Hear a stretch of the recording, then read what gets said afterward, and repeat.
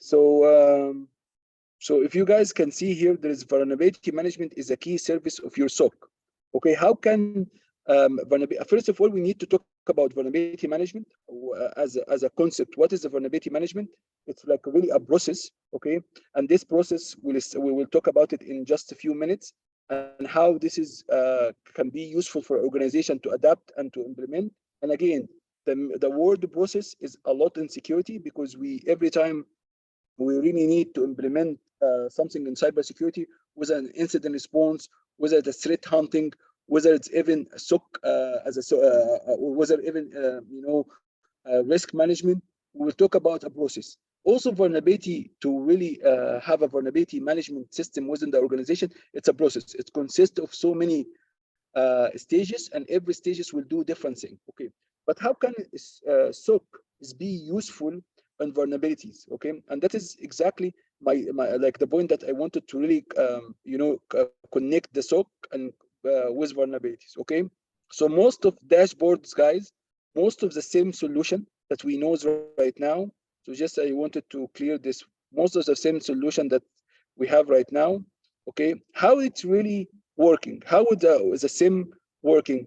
We have so many clients. For example, we have Windows clients, we have Linux clients, we mentioned that we have some devices like network devices, and all of them we really need to collect data and send it to the SIM. So what we end up doing is we install some sort of agent on these clients. So in order really to have this client reporting to my SIM, okay, and then I can manage these clients, and I also can really get all the logs in a push way or in a pull way. So this is what we already covered before, long time back. Okay, the manufacturer of the SIMs or the vendor of SIMs, they decided, they say, okay, I have all these devices already. I have all your network devices, whether it's like Linux, Windows, your basically your network devices are connected to me. Why I don't implement with the SIM also vulnerability scanner?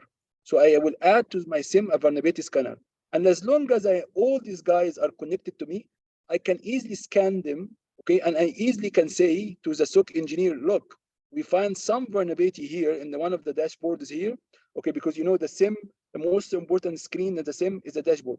You say, you know what, we have this kind of alert in the system, but we have also something for you to work in. Okay, after we scan our machines, after we do vulnerability scanner, we find this machine, this machine, this machines, they have this kind of vulnerabilities.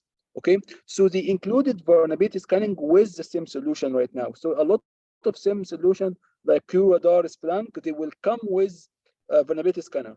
And as long as you are connected to the host, and as long as you are collecting data from the host, why not also to scan this host and highlight to you as a SOC engineer what vulnerability? And once you find vulnerability here, you as a SOC engineer, you will not do anything about it, because as a SOC engineer, you are really focused on what you will do is you will look at the incident that's happening and trying to really find what incident's happening, and trying to really handle this incident by sending it to the appropriate team.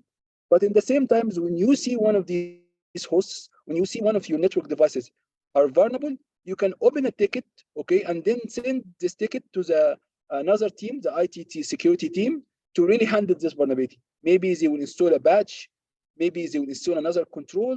But here, as in someone who's watching the system, I found some vulnerabilities. It's not part of my job to handle the vulnerability, so I will open a ticket and send it over to the IT team or the IT security team to really maybe to handle this vulnerability. Maybe one system is missing updates, one system is vulnerable for maybe SQL injection. So I will send it to maybe the database team to really handle the SQL injection. So now we can see that the vulnerability management and handling vulnerability is also becoming part of the SOC team, because we been utilizing the same SOC team or the same solution as a vulnerability scanner as well. And that will show you guys, as a SOC engineer, you will be doing multiple jobs, including looking at vulnerabilities and how this vulnerability can be handled.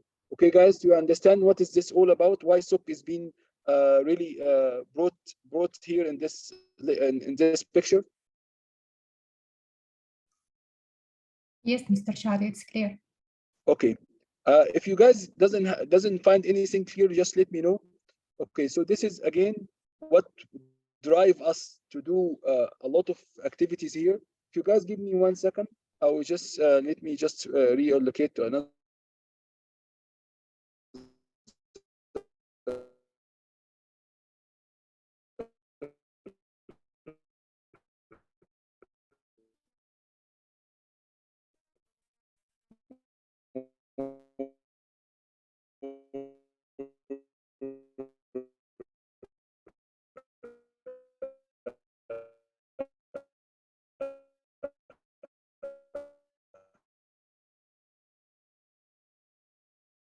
increasing in like a crazy way these days. So it tripled since 2016. So we really need to really handle our vulnerabilities. Okay. So this is clear, and this is also from Lina presentation. Is clear. Okay, so okay.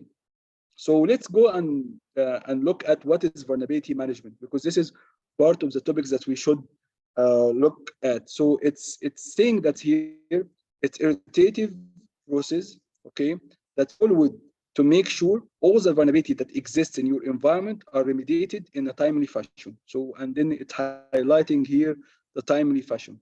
Okay, so it's saying that it's a repeated process. Repeated process means that vulnerability management, guys, is not one-time process, because there is a lot of vulnerability that shows up, and that is exactly what I told you.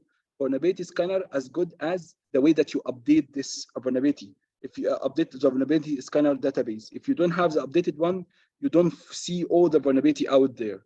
Okay, so it's saying the process that forward to make sure the vulnerability that exists in your environment. So we have all of us, we have a big environment, consists of a lot of systems and a lot of operating systems and a lot of application and a lot of network devices. So this is a lot of firmware. Even the you know, the network device comes with the software called the firmware. So this is could be actually vulnerable to an attack. So we really need to find all this vulnerability and find remedies in a timely fashion. Why? Because if you have a vulnerability, okay, and you don't really do a remedy for this vulnerability, what will allow the attacker, it will allow the attacker to take advantage of your system. So once you find the vulnerability, you should be able to find quick remedies or quick workaround to fix this vulnerability. And that's why Microsoft, every second Tuesday of the month, okay, every second week of, and Tuesday in the month, they will release a lot of batches. What is this batches is all about? There's some of them are security batches, and these security batches are gonna batch your system, okay, against certain vulnerability. And we will talk about today about some vulnerability that was really a huge 4 years ago. It's called SMB, Eternal Brew vulnerability. And we will see how WannaCry, the first ransom attacks, happened because this vulnerability, because the ransom attacks were looking for Windows vulnerable with this specifically SMB message or SMB version. And once it finds this, it will allow to execute certain malware on this message and really encrypt the data inside the operating system. So we'll look at this vulnerability in details, and we see that's how important to really do this in a timely fashion. And by the way, guys, a lot of people who really got infected with WannaCry attacks or WannaCry as a ransom attacks, they really didn't install a certain important Windows update that was released from Microsoft 3 months before the attack started.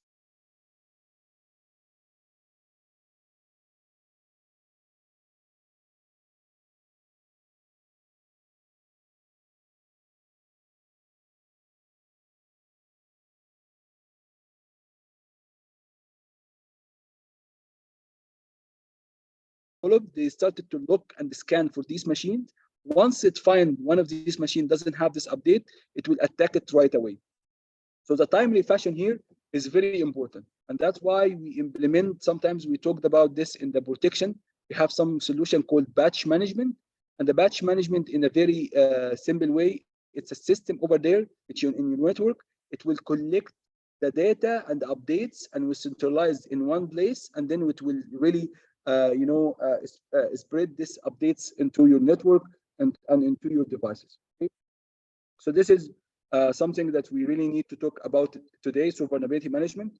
Okay, if we look, guys, about the vulnerability management process, you can see that vulnerability management process does have some common processes with risk management. Okay, so if you look at the vulnerability management, the first early stage here is what is discovery and asset inventory. So you really need to have your assets, and all your assets are listed, and we have it somewhere in a clear format so we can understand what assets we have. So this is exactly the same thing that we did in asset and risk assessment to have an inventory. Why? Because you really cannot really find a vulnerability in the system you don't know about. So you really need to find all the system within your organization. You really need to find all the application running on the in your organization. You really need to find all the network devices within the organization and have it in a certain place before you start to scan and find vulnerability. So this is the first stage. The second stage here in the vulnerability management is the information management. What kind of data these systems are handling? So this is very important, and this is when you start to understand how important is such an asset. So you can here say that I have 10 servers. Okay, which server are handling which data? So this is the second part. Why? Because this is really will help you later on to give a severity for certain vulnerability. Some of these server guys are production servers that I'm relying on it every day to really send data to the customer and receive customer requests and orders. So some of the server and some of the information is more important as others. So I really need to understand what kind of systems I have. This is the asset discovery. What kind of information I'm handling within the server. So this is the second stage. And the third stage, guys, is risk assessment. Why risk assessment is important here? Okay, because in vulnerability management as well, I really need to come up with a score for each vulnerability. Okay, some of the vulnerability is gonna has a score of critical or high, some of the medium, and some of the low. And this is exactly what we do in risk assessment. We understand the assets, we understand the criticality of the assets, we understand how impact we have in our assets. And when we start to do vulnerability assessment, we really need to say, okay, you know what? According to this vulnerability and according to this asset, according to the impact, according to the criticality, we can give a score here. So the risk assessment is important, okay? And that will also give us the vulnerability assessment, because the vulnerability assessment is when we can assign a score for the vulnerability according to many criteria. We'll talk about these many criteria and how can we get the score of the vulnerability, because there is so many standard to assign a vulnerability assessment. I will show you one standard which is called CVSS, and how the CVSS are used, and why we have the CVSS to start with, why we do have this, okay? And then finally, you report and remediate and find remedies. And here, guys, reporting means, okay, I found a vulnerability. This is not enough to find a vulnerability. Okay, you need, in my opinion, you need to validate if this is a real vulnerability. So you do a penetration testing in this case. Okay, and you need also to find a patch or to find a fix for this basically vulnerability. And finally, you do a response, which is basically installation or maybe fixing this vulnerability. So this is the vulnerability management, guys. So let's go and look at each stage in a very quick way. So the stage number one, here is vulnerability management. We mentioned that early beginning, we have a discovery and asset inventory. Discovery model we have, again, you cannot protect an entity which you are not aware of, okay? If you have, I'll give you an example, Gav. If I have a 600 server, okay, in my environment, and this is, by the way, number is not really huge. This is usually in a big organization when you have more than this. If you only can really do vulnerability assessment for 400, okay, and you have another 200 that you're not aware of, or you really don't scan and find, so could be the entry point for the attackers. Okay, so you really need to have a proper asset discovery, and you need to have all these servers in a one centralized place, because the attacker really need only one server to exploit a system. Okay, so if you cannot see, if you are not including it in your assets management or asset discovery phase, you will not be able to protect it later on, and you will not be able also to find which vulnerability exists in this server. Okay, guys. So this is the role model here. Okay, so first of all, you need to identify the identity. Okay, whether the servers are used by a user account, or we have something called service account. So, for example, the service account, for example, a database, you will have a certain account to run the service of database. Okay, and we call it a service account. So it's different than the identity account. Okay, we really need to get all the endpoints. The endpoint include the devices, whether these devices are IoTs devices or SCADA systems, or maybe just normal server and hardware, or maybe cloud servers. Okay, so this is also should be also in your end devices. Okay, this is also including the VMs, how many virtual environment machine you have. Okay, you cannot say, you know what, I have only the physical server I will include. What about the VM? So there is so many attacks that's happening in the VM stage. So you really need to also to collect this as well. Server that exists in your premises, should be included, and server that exists in the cloud also should be included. Okay, guys. So this is kind of, I'm collecting all these devices, and I'm collecting all the users, and I'm collecting also the network configuration related to application like firewall rules, IDS rules. You know, if you have web application firewall, you really need to collect this as well. And if you have network devices like a router and the switch, you really need also to collect this, because sometimes the attackers are using one of these, or even wireless. You should be also collecting it, because wireless also is vulnerable for so many attacks. So this is kind of the early beginning of vulnerability management, which is discovery assets. Okay, guys, so far so good. Any questions?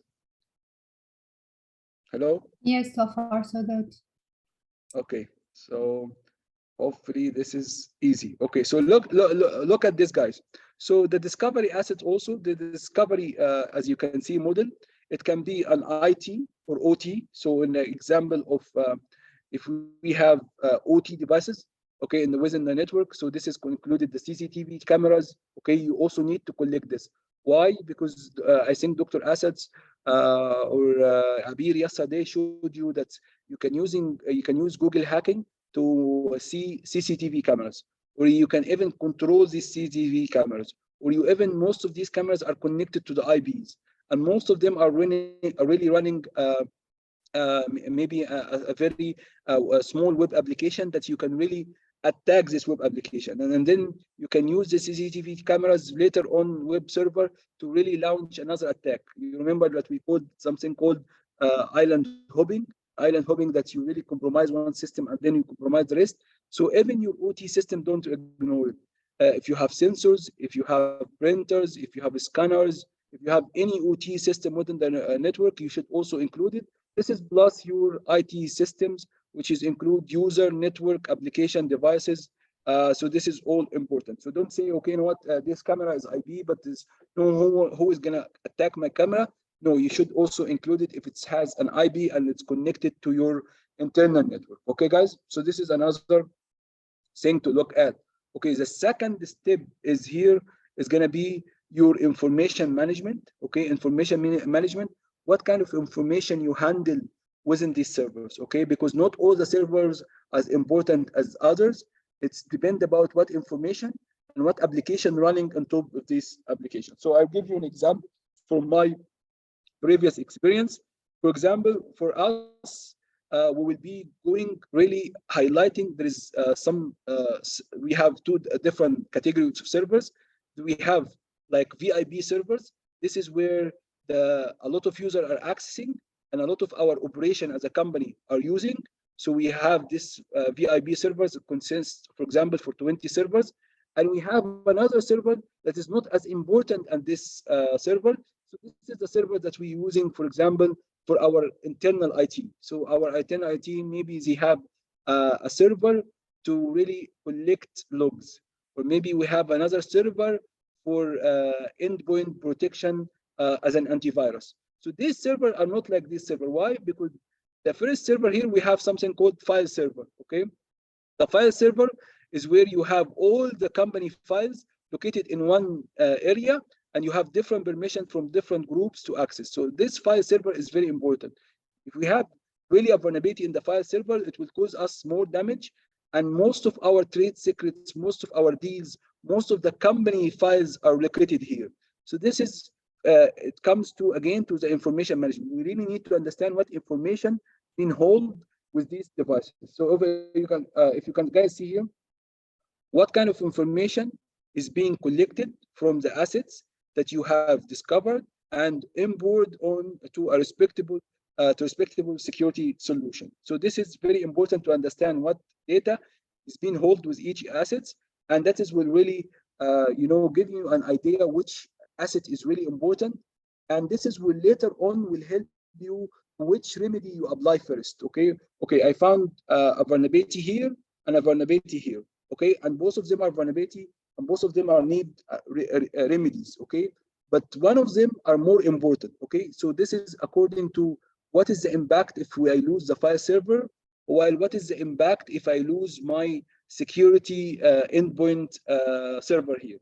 So the first one is huge. Okay, and it will cause also more damage if someone can exploit the servers and extract the data here than this server. Okay, so this is kind of what we talk about information management. This is where you start to look at, operating systems, application running on this application on this operating system, and what kind of data classification inside these systems. Okay, so this is another thing you need to look at in the also vulnerability management. Okay, guys, and here, if you can see also vulnerability management, we mentioned that we do risk assessment. And again, the risk assessment, every vulnerability that exists in our environment will not have the same impact. Okay, who is going to help us to understand the impact and understand the likelihood and the vulnerability? Okay, is basically is risk assessment. So risk assessment will give me an idea, okay, which server is more important and which server can cause the much impact if we lose the server. And usually we do this area, guys, in the vulnerability management by doing interview. Okay, an interview can tell which asset is very important for the organization and which asset will have bigger impact if we lose it. Okay, so for example, here we have data center, okay, file server. This is the same example that I was giving you guys. And we have a sandbox dev. Okay, so let's just try to give you about what is sandbox. The sandbox we have mentioned in malware, and it means an isolated environment where you basically can really do dynamic testing and see how this certain malware will behave. So this is in the realm of cybersecurity. But in the realm in development, guys, sandbox mean an isolated environment to test the new application or to test a new software. Okay, so I have a sandbox, like a server to test the new software before we deploy it. And I have a data center file server, means I have, this is a production server. I will give it Pro. Pro mean it's a production server that everyone is using right now. So as we can see, this is a test environment, okay? And this is a production. Which one will cause more damage and will cause more impact if we lose it, okay?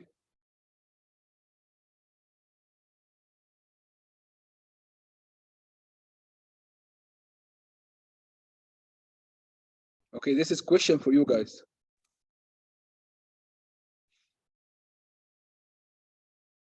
Can you guys hear me? Yes. Okay, good. So I got Reem. Yeah. It's good to see you, Reem, responding. So Reem is saying the data center, and Shaza. Do you guys understand what is the data center to start with? We told you guys about this. This is the data center where we have a lot of machines. And these, exactly, and the serverat is also located here, and most of your network equipment and most of your firewalls and your IDS and IPS is located here within your premises. So this is gonna be your production environment. So if we have a vulnerability exist in this server and a vulnerability exists in my data center, the one it takes higher priority is the one in the data server. Why? Because losing this file server or getting someone exploiting this will cause more damage and more impact in our organization. And that's why risk assessment and the impact will be also included in our vulnerability management. And you can see vulnerability exists in the data center will give high priority than the one that we find in basically in our sandbox environment. So this is another thing that we have to look at it. And this is here priority vulnerability based on the impact, which is can result in risk assessment. So again, we do risk assessment, we understand the impact, and then we can give different priority according to the impact. Okay, so this is another thing that we really need to look at the risk assessment. Okay, vulnerability management, guys. Okay, end of day, the SOC analyst, I mentioned this in early beginning, that the SOC analyst guys will be sitting looking at the dashboard. Okay, and this dashboard will be showing him a vulnerability assessment, a vulnerability assessment report.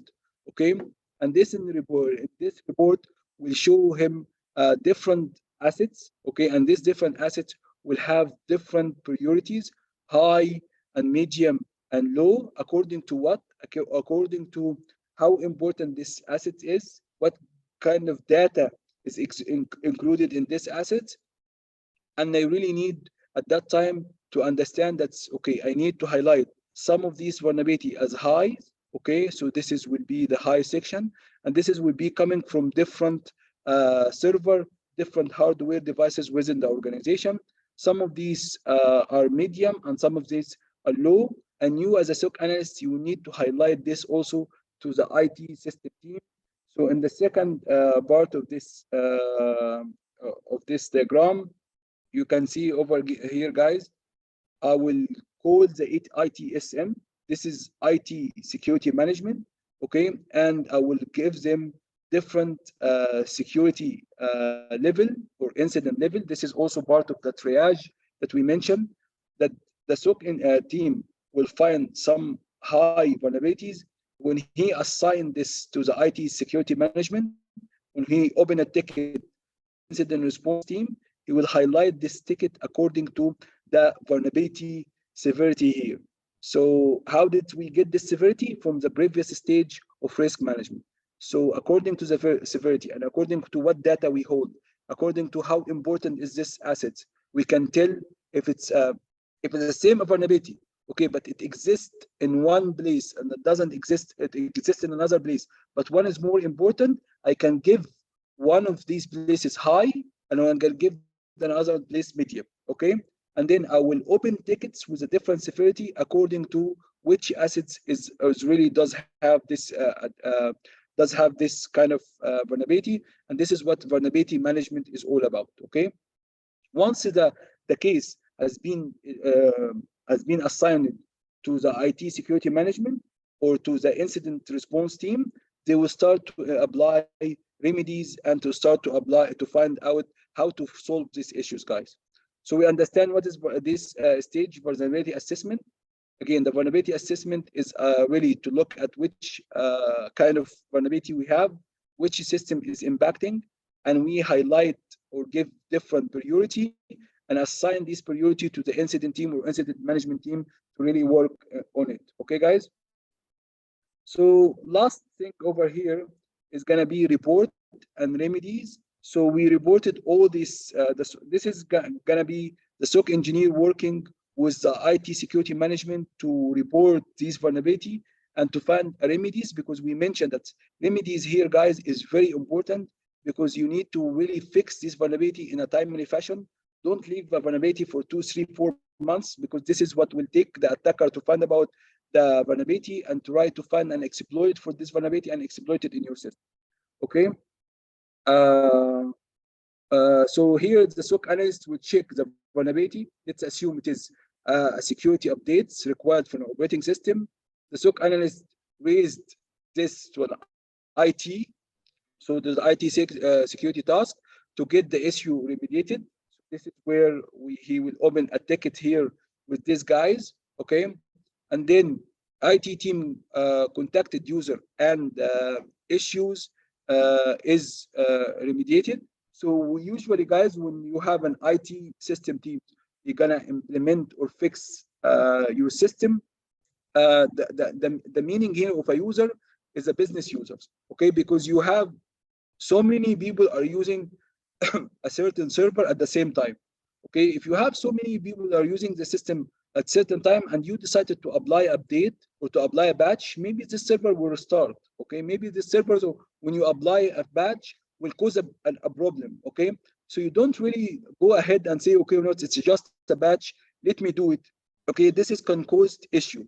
So the proper way to do this, guys, is to contact the business owner, okay, to tell him that we found a vulnerability here. This is kind of important vulnerability. We really need to fix this issue. So what they will do is they say, okay, let's do something called, I think we have mentioned before, it's called change management. And the change management say that we're gonna install some updates on these servers. We need downtime. We need to inform the users. We need to ask them to save their data, and we need to take a backup before we do this updates, because sometimes you do an updates and then boom, your server is not working anymore. What you can do in this? So you should always have something called a rollback scenario. So if things didn't work, you can go back, and once you agree with the business owner and you started the change management command, you start to come back here and apply your remedies after you inform the end user about your updates, and after everyone has a backup or something out there to roll back if something goes wrong. Okay, so this is kind of step here. Okay, cases once you have remediated and already done the updates, this is will cause the case to be closed with the ITCM, with the IT security management, and task is completed from the SOC perspective. Okay, guys, this is the report and remediated. So once you updated the system, you should be able to go back in the previous stage and close this case that the SOC team has already raised. Okay, why the SOC team has been involved in the first place, guys? Because they are monitoring the system, and most of the new, I would say, the new dashboards and most of the new SIEM solution will allow you also to do some sort of vulnerability scanning. Okay, so far so good, guys. Okay, Yes, I just Mr. wanted Shadi. to mention one thing before we go ahead and finish this vulnerability management process. And as I mentioned, this is going to be a repeated process. What we mean by repeated process, you cannot say, you know what, I find all the vulnerabilities and I really remediated all these vulnerabilities and I'm not going to do vulnerability scanning again.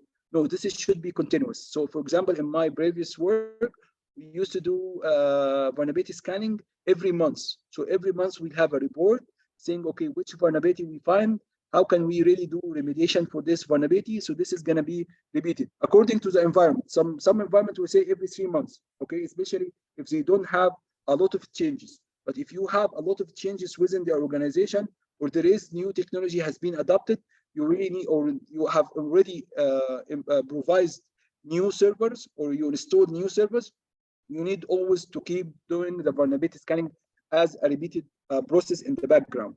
Okay, so here is just a little bit to tell you that some also new SIEM solution, they do this job in an automated way. Okay, so what I mean by automated way? Okay, so you can do this job by manual way. So the SIEM SOC engineer will look at the certain vulnerability, he will highlight this, he will open a ticket, this ticket will go to the assigned team, and the assigned team will already find the remedies, and then we apply the remedies. Okay, so this is the manual way, and there is also semi-automatic way, and there is an automatic way. So what do we mean by this? Once we find the vulnerability, I can, without even the SOC engineer to get involved, I can highlight this vulnerability, give it a severity, and then open a ticket, and then send it over to what? To the IT team. And the IT team will handle it and will close the case. So this is a semi. So this is, I'm gonna tell the SOC engineer, don't worry about vulnerabilities because it's gonna be really highlighted in a semi-automatic way. And this is where something called workflow will be involved to just say, okay, find high vulnerability or credit vulnerability. So this is part of programming. You open a case right away without even the SOC engineer, and assign this case to one of the incident response or the one of the IT security management to handle this case. So this is the semi-automated way. And even there's a companies, guys, right now, they are trying to find even a more fully automated way to just once as soon as you find a really high critical vulnerability, you don't really need anyone. You're just gonna do highlight this vulnerability, open a case, and then once we decided that is a batch there, okay, there is a batch management system that it will get involved and install this basically on the target machine or the vulnerable machine. This is all in automated way. طبعا we didn't reach yet the automated way because the automated way is a bit dangerous, especially if you are having a big environment and you are keeping, installing updates left and right without really getting human interaction. This could be really a bit of chaotic as well. So we are getting there, but I'm just telling you that the remedies and the remediation actions is being automated, and that is exactly similar to the SOAR. We saw that we also can handle incidents in a more automated way. We are not 100% there, but we are trying to get there. So this is also in the vulnerability management. There is also a way to look at, how to respond, and this response can be in a manual way, in a semi-automated way, or automation way. And the whole idea is how many manual remediation action can be automated. So this is what you really, really need to ask yourself first, and then you can come up with a remediation plan, how to really automate this process. Okay, guys? So this is a question that you should ask yourself before you do this. And also one of the things that you really need to look at, how many vulnerabilities you have stable remediation action. Means if I know that if I install this remediation or if I install this update, maybe the system will not function 100% okay, then I cannot really say automate this process. Why? Because I really need to have a backup from this system. I need to get that change management process. I need to get a permission from the owner before I start the system. So really, you really need to sit with yourself and you sit with the organization and sit with different teams and really decide how to can automate this process so it will be less hectic for the SOC team and for the incident response team. Okay, guys? So far, so good? Okay, so the agenda for today really, just what I have told you guys is just new, because I noticed that we have not covered really vulnerability management before, and we didn't really look at each and a specific stage for vulnerability management. We usually talk about vulnerability, but we didn't talk about vulnerability management. So this is like an overview of vulnerability management, and then the topic really for today, we should look at the vulnerability. Yes, it's possible to hack the SIEM. Okay, they usually implement the SIEM to have no IP address. So this is a good question, Yashaza. Okay, it's usually they implemented the SIEM to have no IP address, but right now you can really because end of day, Shaza, the SIEM is really a big database. Okay, a big web server, a big operating system that runs in the database and the server. So if you look at, for example, I'll give you an example for QRadar because I used to work in QRadar a lot. So QRadar is a Linux system, okay? So Linux system, okay? On top of this Linux system, we have the database. This is where, you have the you have two applications running. You have web server, okay, which is give you a nice dashboard, okay, where this dashboard you can really access to see different incidents and different data feeds and different alerts. And you have also database where reason or maybe for really later on to search. So it does have Linux web application and and you also database. So it definitely can be attacked. Okay, but to really attack QRadar or to really attack security solution coming from a vendor, that means that it really requires someone who's really know how things works. Okay, but it's not impossible. So let me, why we just speculate. Let me go. Okay, so we go here. Let's just try to look at this, because this is interesting questions. Okay. Vulnerable or vulnerability in QRadar.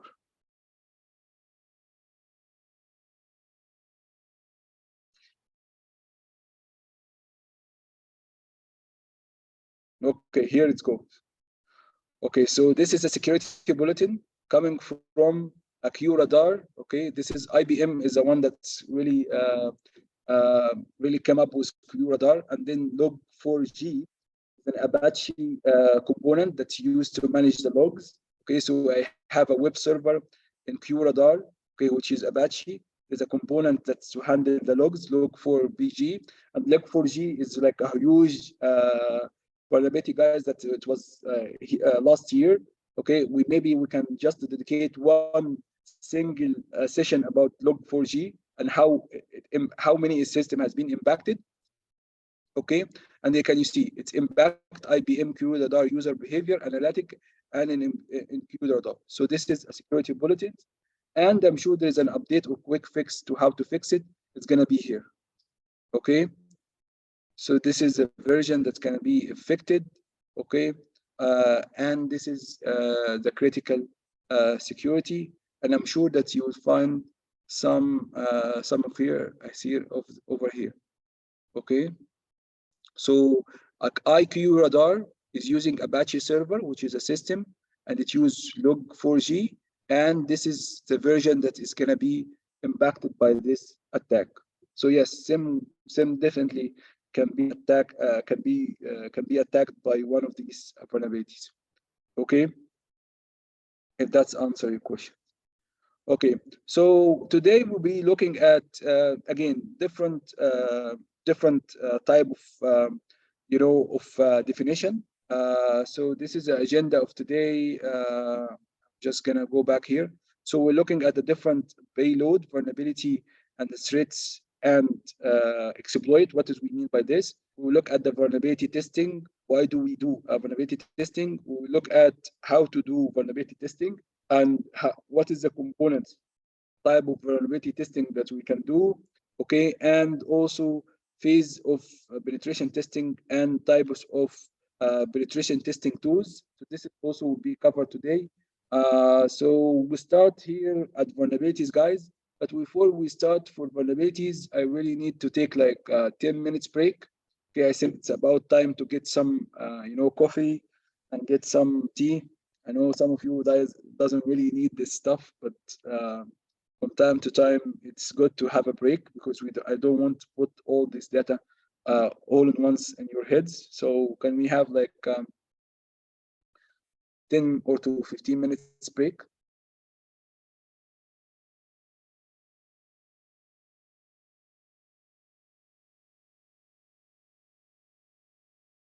Yes, Shaza, this is definitely uh, if the attacker can really reach your detection systems, okay, if the attacker really can compromise your detection systems, then this is a game over because he can really manipulate you really hard.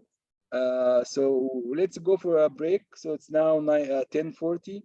So we'll come around 10:55. Okay, and then in 10:55, inshallah, we'll talk about what is the difference between exploits and vulnerabilities. But it's very interesting question. Okay, so we'll discuss it later on. Okay, guys, see you guys in a bit.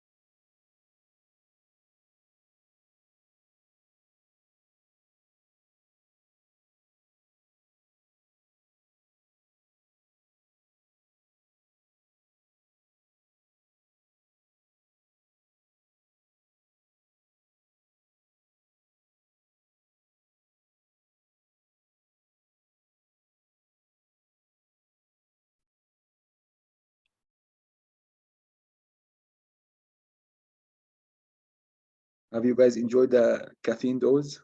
Tisam? No caffeine for you? Who had karak tea? Okay, I think that today you guys are a bit sleepy today. Yes, you take tea. Okay, karak tea is I think one of the best. I think we should like really take it everywhere in the world. It should be like a replacement for coffee. So they giving us the brand of, you know, for example, they gave us the brand of Starbucks, Costa cafes. We should make like a karak tea in a professional level and start to make a chain of karak tea all over the world. What do you guys think? Who's in this idea? Yes, this is gonna be only them giving us different, you know, product to drink all the time.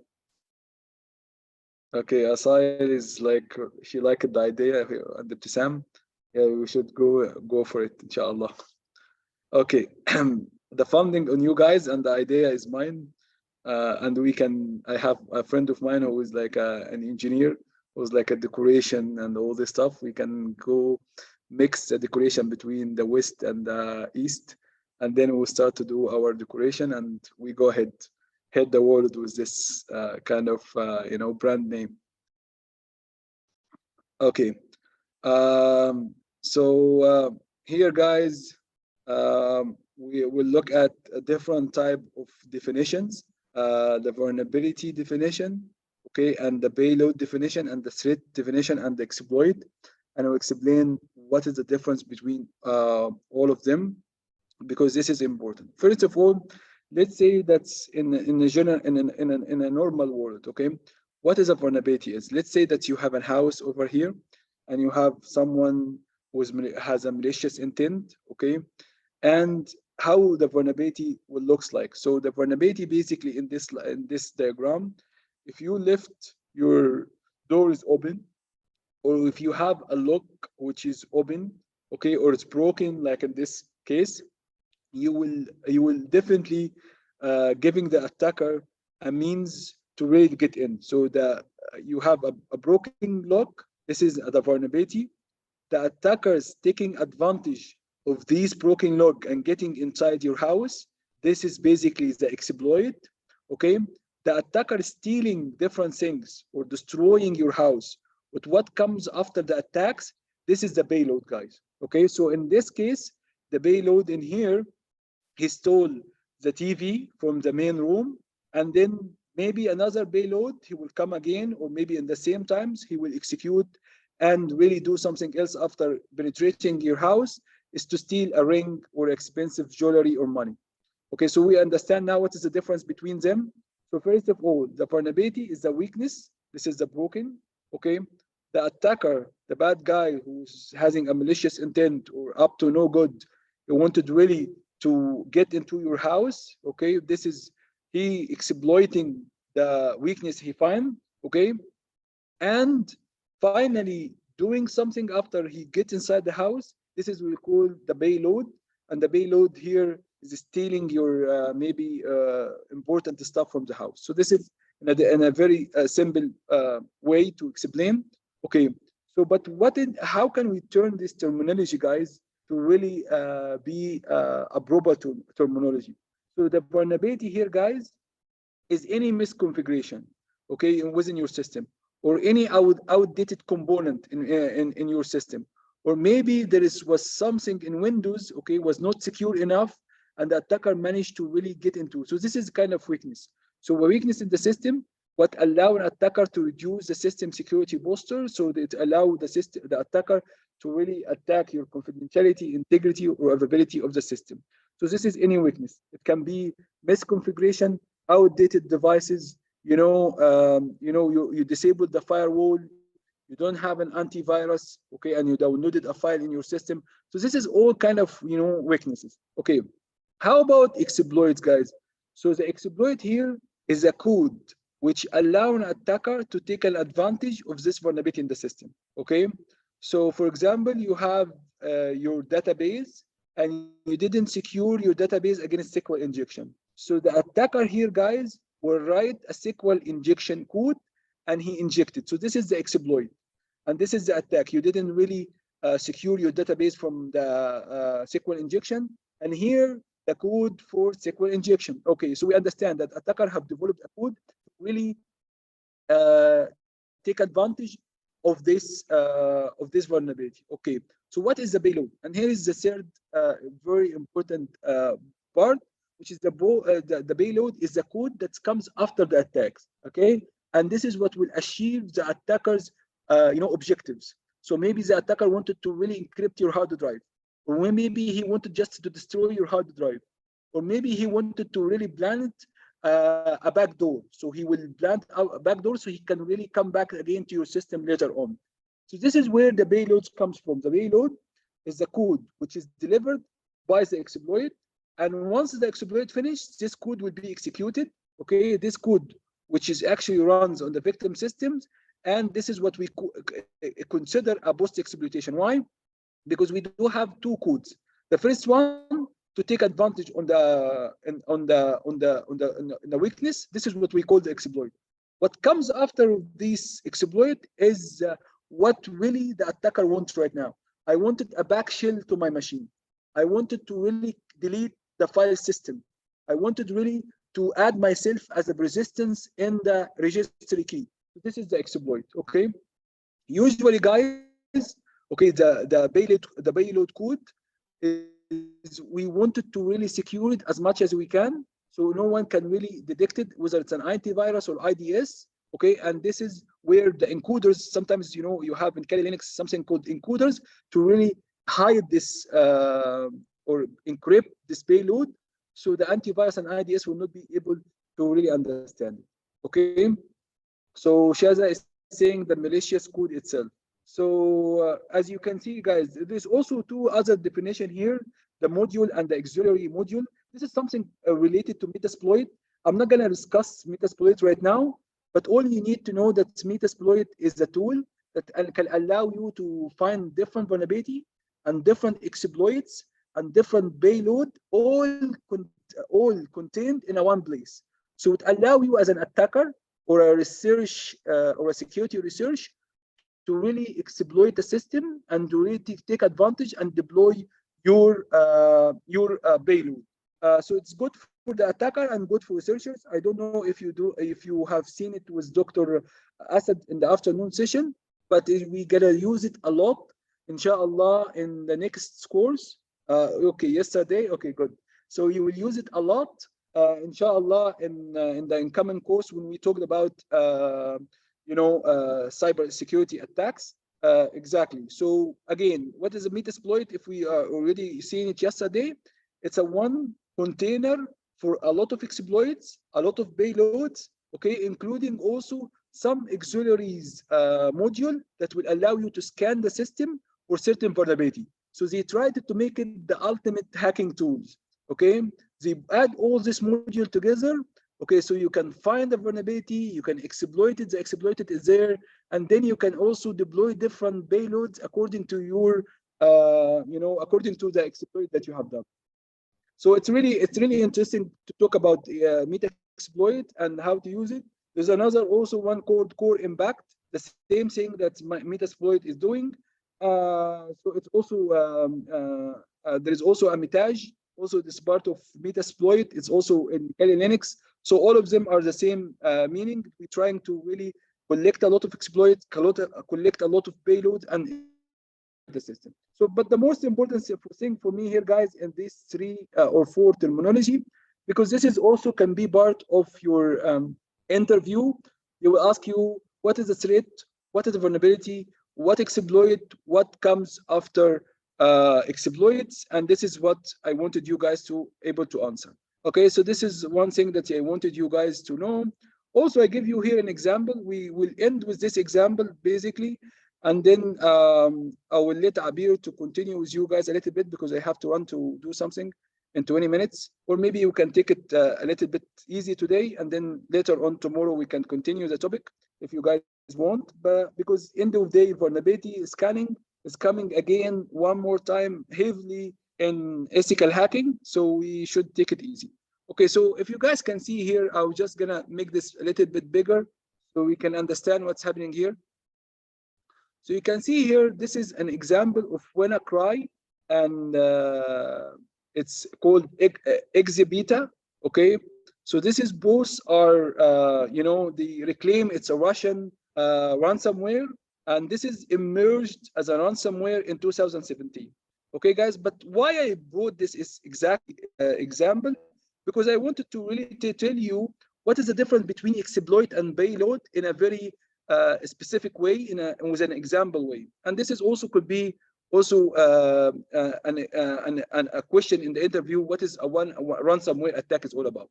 So both of these guys, both of these ransom attacks, okay, are exploiting certain vulnerability in Windows, Microsoft SMB, which is Symbol Management Protocol. Okay, SMB, sorry, SMB is Symbol blocks, Symbol management protocols. It's Symbol.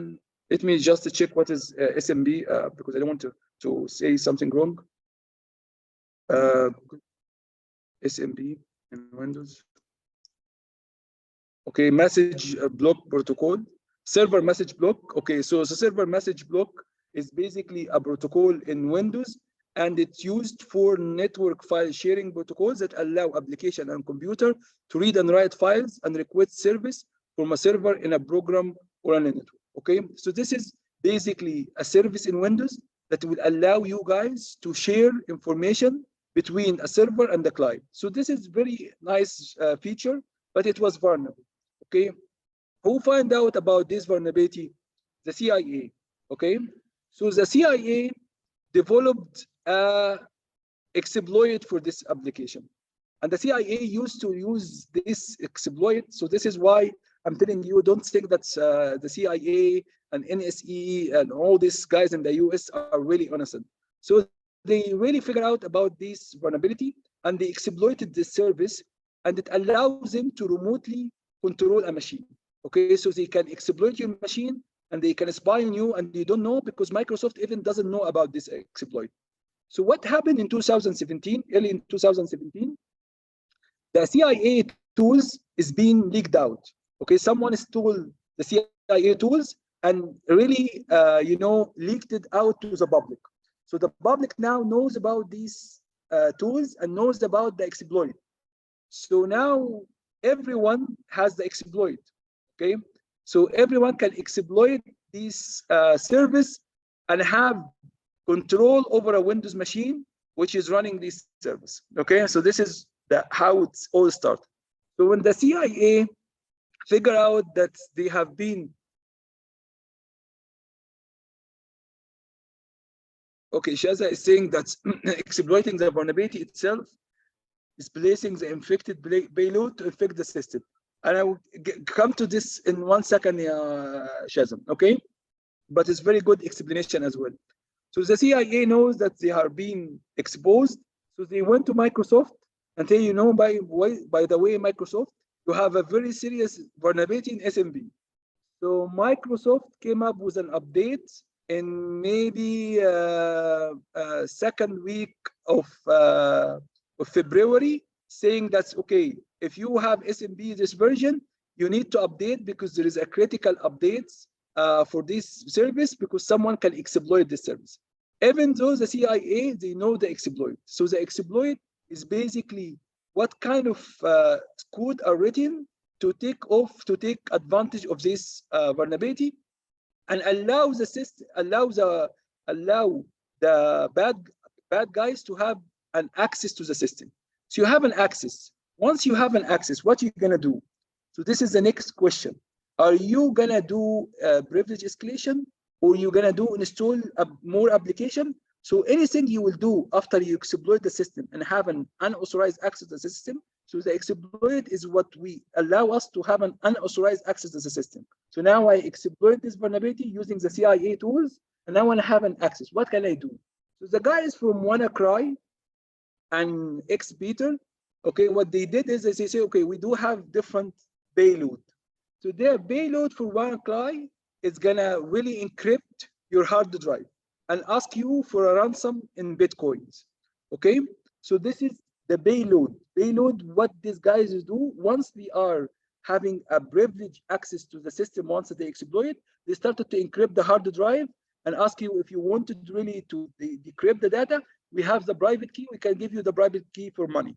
Okay, but in this case, this guys was really showing a message of similar to WannaCry, that your hard drive has been encrypted and you pay money, and at the same time, they kept deleting and formatting your hard drive.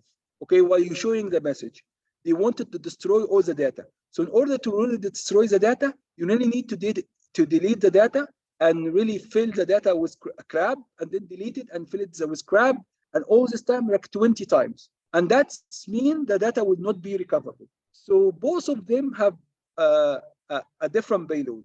So both of them are using the same vulnerability, which is the SMB vulnerability. Both of them are using the same exploit that's being leaked by the CIA or the NSA, the national agency in the US, okay? And but both of them, they run different code after they exploit the system. One of them was encrypting the system. The other one was showing it's encrypting the system, but in the same time, it was deleting the files and make sure that you really cannot recover the files. So this is what we call the payload. This is the execution that happens after you exploit the system. But who developed the early code to exploit the SMB is NSA, the National Security Agency. Okay, and the exploit basically will give you the unauthorized access. The early beginning, I took advantage of your lock, and now when I'm in your house, okay, what I'm gonna do after I'm in your house? This is what we call the execution of the payload. Okay, guys, do you understand now what is the difference between all of them? It's very important. Okay. Yes. And this is here is a full explanation for what is exploit is all about, and what is payload is all about. I have shared this with you. It's important to remind you, inshallah, in the next course, and for interview, what is the difference between the vulnerability and the exploit and the payload. Okay. Again, what I wanted you guys also to go and check today, go and check what is the difference between WannaCry, okay, attacks. Go and check what is the difference between XBeta attacks, and how they are both are really different, okay, when it comes to the payload itself. So here it's highlighting you here in the case of WannaCry and other ransomware, the payload basically will encrypt your hard drive, will encrypt people's data and demand payment from them, which is really bad thing. Some attacks have some even more malicious intent, which is the XBeta diet. XBeta diet, for example, it really looks like a ransomware because it asks people, okay, you really wanted your private key to get your data back, please send this amount of Bitcoin. So it shows you the message, but in the same time, in the background, it keeps deleting and really destroying your hard drive, so you will not be able to recover this data again. So this is one of them was really purely ransomware, and one of them was really about destruction of the data. So again, I know when exactly and where exactly they used both of them. So, but it would be interesting for you guys to have seen both of them as a video on YouTube. You will learn a lot from it. Okay. What is causes for vulnerabilities? What makes our system vulnerable? We have already talked about this. Any misconfiguration, you leave your system with no proper access control, you leave your system without no updates, you have no endpoint protections. All of these guys will be really the main cause of vulnerability.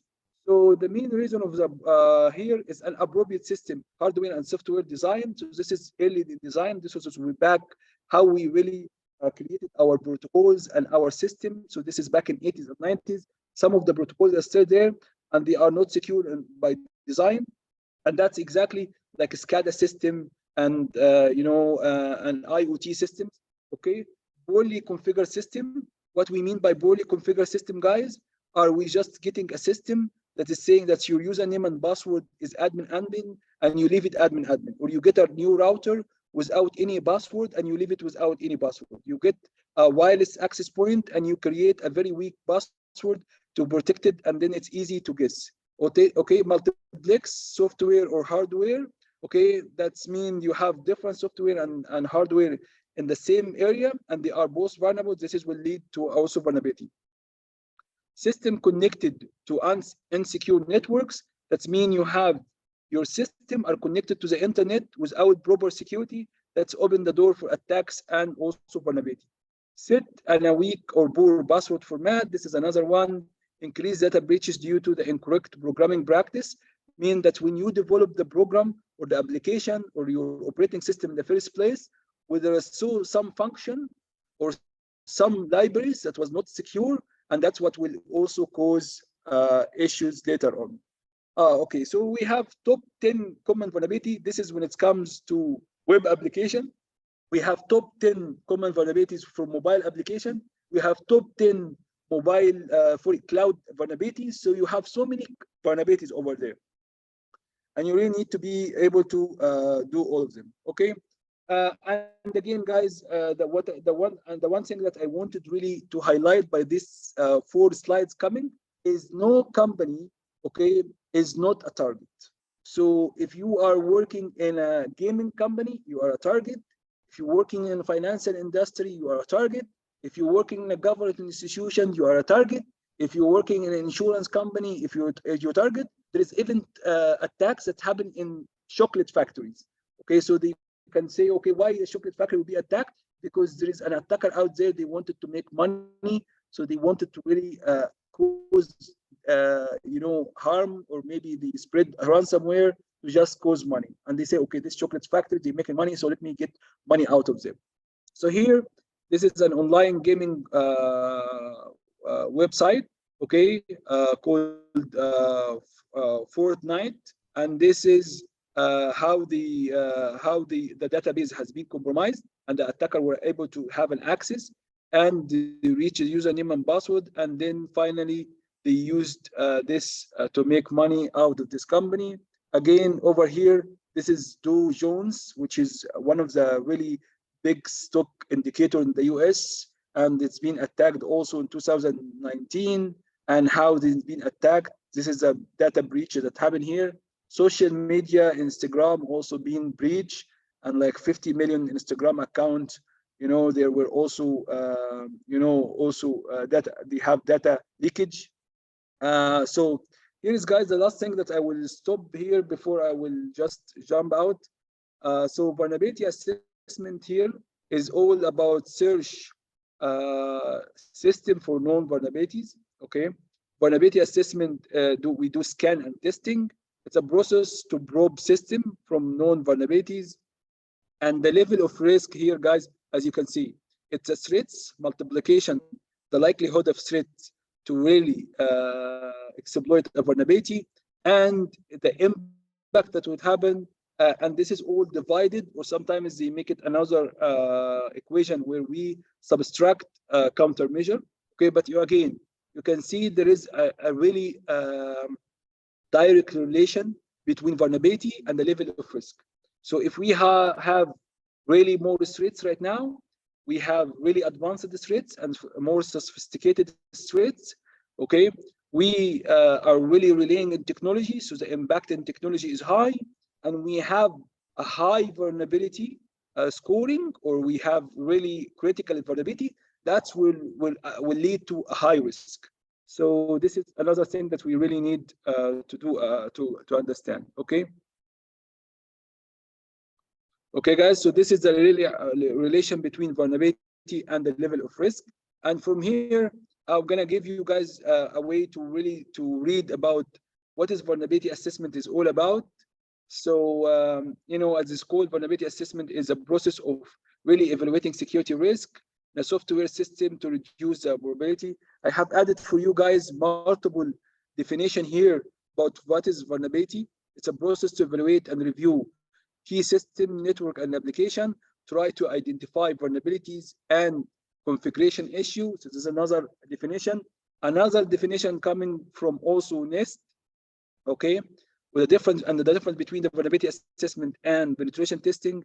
And the vulnerability assessment here, a vulnerability assessment is the process for defining, identifying, classifying, and prioritizing vulnerability in a computer system, application, and network infrastructure, and providing the organization doing the assessment, which is the necessary knowledge, awareness, and risk background to understand the threats to the environment and react appropriately in a timely manner. So this is also a very important thing. So we're trying to find the vulnerability, we try to assess this vulnerability, we try to give a priority for this vulnerability, and we try to also give the feedback to the company that's what's happening inside their environment and what impact for this vulnerability.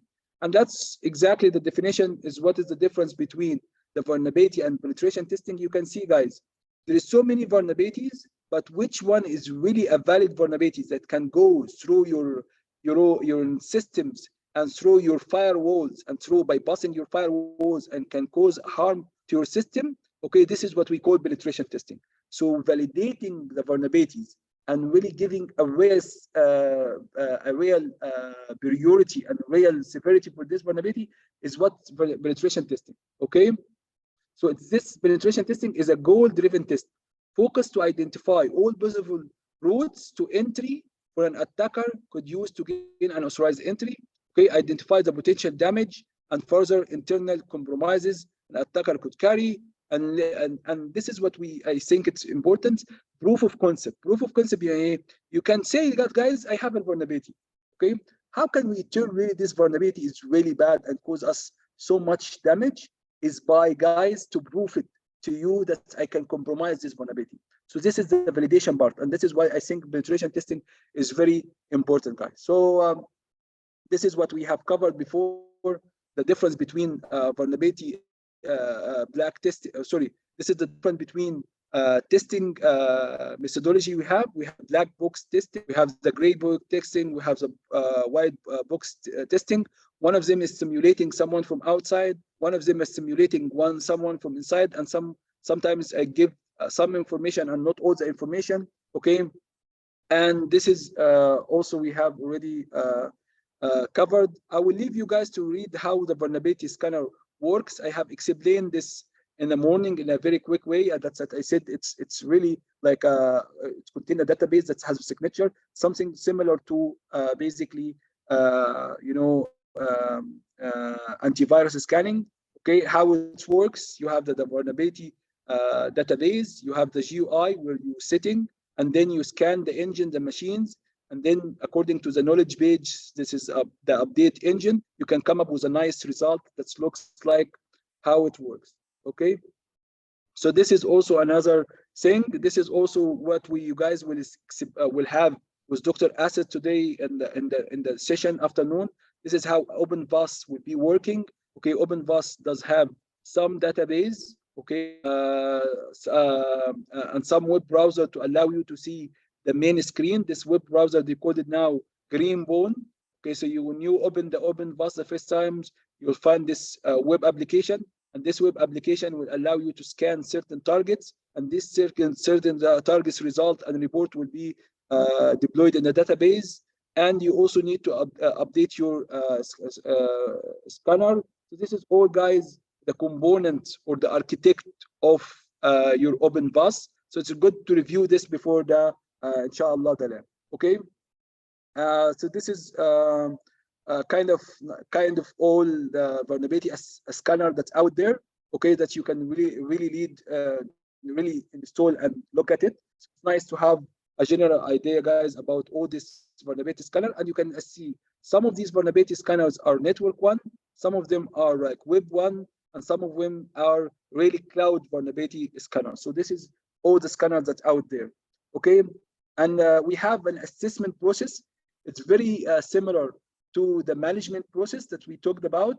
So I wanted you guys also to be familiar with that. It's very close to the asset discovery, vulnerability scanning, vulnerability assessment, and then vulnerability remediation.